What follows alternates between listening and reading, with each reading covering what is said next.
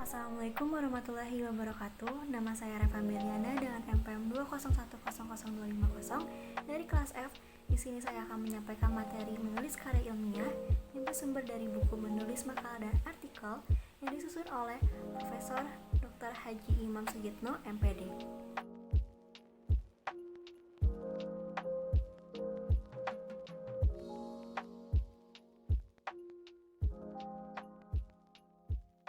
Akan dibahas dalam menulis karya ilmiah. Yang pertama ada hakikat penulisan karya ilmiah, yang kedua karakteristik karya ilmiah, yang ketiga macam-macam karya ilmiah, yang keempat perencanaan karya ilmiah, dan yang terakhir cara menulis karya ilmiah.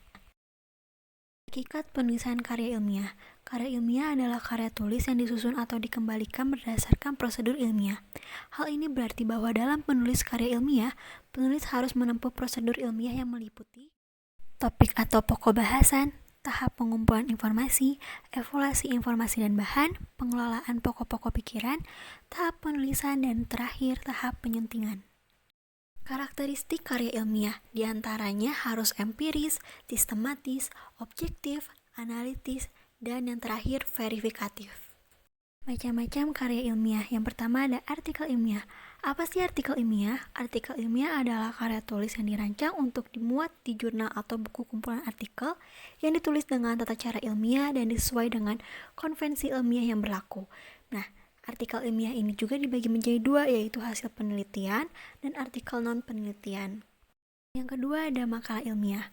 Makalah ilmiah adalah karya tulis yang memuat hasil pemikiran tentang suatu masalah dan disusun secara sistematis dan runtut yang disertai analisis yang logis dan objektif untuk disampaikan dalam forum seminar. Makalah ini dibedakan menjadi dua, yaitu makalah teknis dan makalah non-teknis. Yang ketiga adalah laporan penelitian. Laporan penelitian adalah karya tulis yang berisi paparan proses dan hasil penelitian.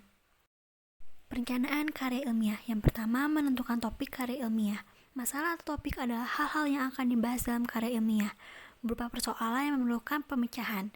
Sesudah menentukan topik, dilanjutkan dengan penyusunan garis besar isi karya ilmiah. Topik juga perlu dipertimbangkan lagi kebermanfaatannya, kemenarikannya, dan ketersediaannya. Yang kedua, merumuskan judul karya ilmiah.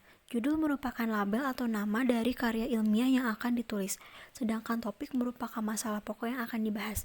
Judul harus mencerminkan isi karya ilmiah atau mencerminkan topik yang akan diangkat. Judul juga hendaknya singkat dan jelas dan bersifat provokatif atau menarik. Yang ketiga, menetapkan tujuan penulisan.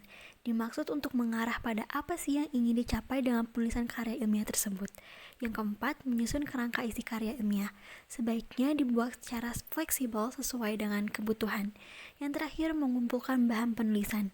Bahan penulisan karya ilmiah adalah semua informasi yang digunakan untuk mencapai tujuan penulisan. Contohnya seperti grafik, hasil wawancara, objek, dan sebagainya. Cara menulis karya ilmiah dibagi menjadi tiga. Yang pertama ada pendahuluan, yang kedua isi, dan yang ketiga penutup. Pendahuluan adalah hal-hal yang bersifat umum, fungsinya untuk menunjukkan kepada pembaca mengapa membahas masalah tersebut. Dibagi menjadi latar belakang, masalah, dan tujuan. Yang kedua ada isi. Masalah yang dibahas dalam bagian teks bergantung pada jenis topik yang akan dibahas. Terdiri dari satu atau lebih bab, tergantung seberapa banyak masalah yang akan dibahas.